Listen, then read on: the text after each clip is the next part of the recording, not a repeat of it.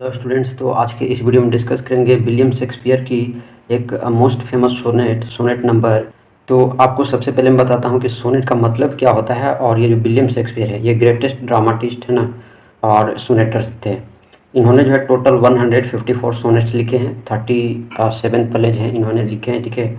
तो सबसे पहले सोनेट क्या होता है वो मैं आपको बताऊँगा, फिर जो है ये सोनेट स्टार्ट करूँगा।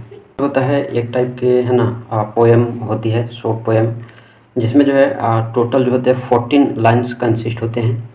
और ये जो सोनेट होता है, ठीक है, ये डिफरेंट टाइप्स के सोनेट्स हो सकते हैं। पेट्रार्कन सोनेट, पेट्रार्कन सोनेट को भी दो भागों में बांटा जाता है, ऑक्टेव और सेस्टेट। ऑक्टेव में 8 लाइनें होती है और सेस्टेट में 6 लाइनें होती हैं।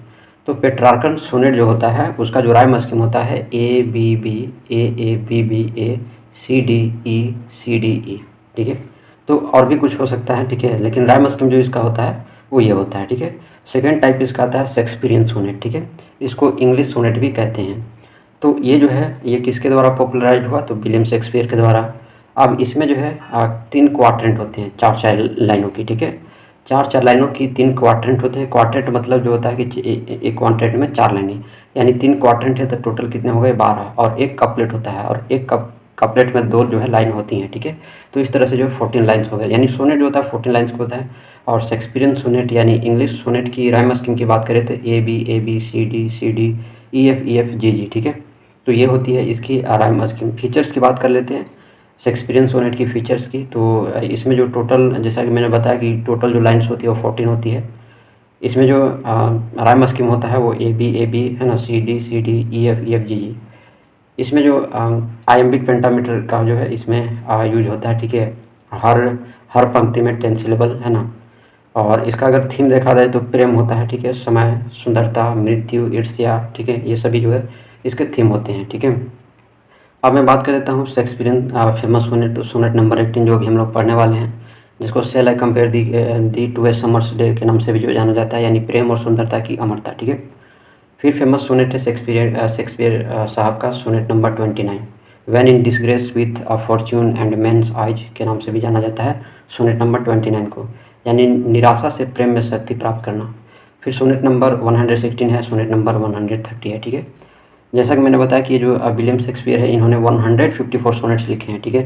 तो अगर आप कमेंट करते हैं तो और का भी जो है, और बाकी का भी जो है सोनेट लेकर के आएंगे, और जिसका भी आपको परेशानी होता है आप कमेंट बॉक्स में बता सकते हैं, ठीक है, उसको लेकर के आएंगे। अब जो है पहले विलियम शेक्सपियर के बारे में जान लेते हैं। तो इनका जो बॉर्न डेट देखो आप, तो जो है 1564 है, और डाइट 1616, ठीक है।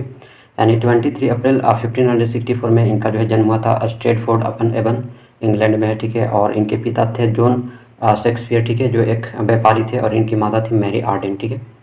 इनकी जो एजुकेशन मिली स्ट्रेटफोर्ड ग्रामर स्कूल में इन्होंने पढ़ाई की, ठीक है, जहाँ उन्होंने लैटिन साहित्य और इतिहास जो है उन्होंने पढ़ा, ठीक है। तो इनको जो विलियम शेक्सपियर को द बार्ड ऑफ एबन भी कहा जाता है, और वो जो है विश्व के साहित्य के सबसे बड़ा जो है ग्रेटेस्ट नाटककार और कवि माने जाते हैं, ठीक है। इनका अगर वैवाहिक जीवन की बात करते हैं तो 1582 में जो है इनका शादी हुआ एन ए हॉथवे से, ठीक है। 3 बच्चे थे, सुसाना है ना, और जुड़वा थे हेमलेट और जूडिथ, ठीक है। तो ये इनका वैवाहिक जीवन है। नाटककार के रूप में जो है इनका अगर हम करियर की बात करते हैं तो शेक्सपियर ने जो है 1590 से 1613 तक जो है 38 नाटक और 154 सोनेट और 2 लंबी जो है कविताएं इन्होंने लिखी है, ठीक है। और उनके नाटकों को जो है 3 भागों में बांटा गया है, ठीक है, ट्रेजिक है ना, कॉमेडी और हिस्टोरिक, ठीक है। जैसे ट्रेजिक में हेमलेट हो गया, मैकबेथ हो गया, ओथिलो हो गया, किंग लियर हो गया, है ना। कॉमेडी में हो गया मिड समर्स डे है ना, ए जुलाई की 12th नाइट, ठीक है। और ऐतिहासिक में देख लो तो हेनरी IV है ना, रिचर्ड III, ये सभी जो है हिस्टोरिकल ड्रामा है, ठीक है। तो ये समझ में आया। अब शेक्सपियर ने 154 सोनेट लिखे हैं जो प्रेम है ना, प्रेम, समय, सुंदरता और मृत्यु जैसे विषय पर जो है आधारित है, ठीक है।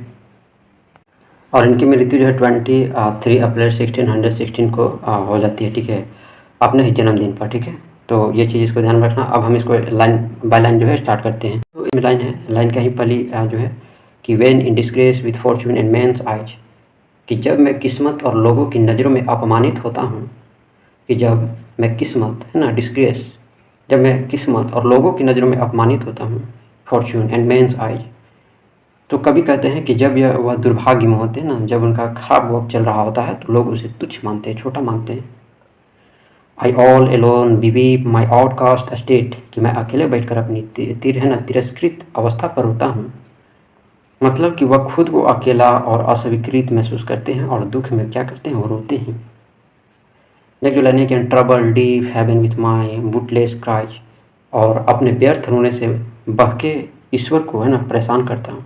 बहरे ईश्वर को बहरे ईश्वर को क्या करता हूँ, परेशान करता हूँ। डीप हैवन, ठीक है। तो मैं अपने व्यर्थ रोने से, ये जो बहरे जो ईश्वर हैं, जो मेरी बातों को नहीं सुन रहे, मेरे फीलिंग को नहीं समझ रहे हैं, मैं उनको क्या करता हूँ, परेशान करता हूँ। कभी कहते हैं कि उसकी जो प्रार्थनाएं हैं वो क्या हो गए हैं, निसफल हो गई हैं, अनसक्सेसफुल हो गए हैं, भगवान भी नहीं सुन रहे हैं, बहरे हो गए हैं। नेक्स्ट जो लाइनें हैं, and look upon myself and curse my fate, कि फिर मैं खुद को देखता हूँ और अपने भाग्य को कोसता हूँ कि मेरा भाग्य में यही लिखा था। वह अपने जीवन से निराश होकर किस्मत को दोष देते हैं। नेक्स्ट जो लाइन है कि wishing me like to one more rich in hope, काश wishing me like to one more rich in hope, कि काश मैं उस व्यक्ति की तरह होता जिसमें अधिक क्या होती, आशा होती, होप होती। मतलब वह दूसरों से अपनी तुलना कर रहे हैं, जो अधिक उसे क्या होंगे, होपफुल होंगे, ठीक है, आशावादी होंगे। तो उनसे ये अपने आप को क्या कर रहे हैं, कंपैरिजन कर रहे हैं, कि मतलब कि मैं उससे अधिक होता जो हमसे ज़्यादा क्या है, आशावादी है, ठीक है।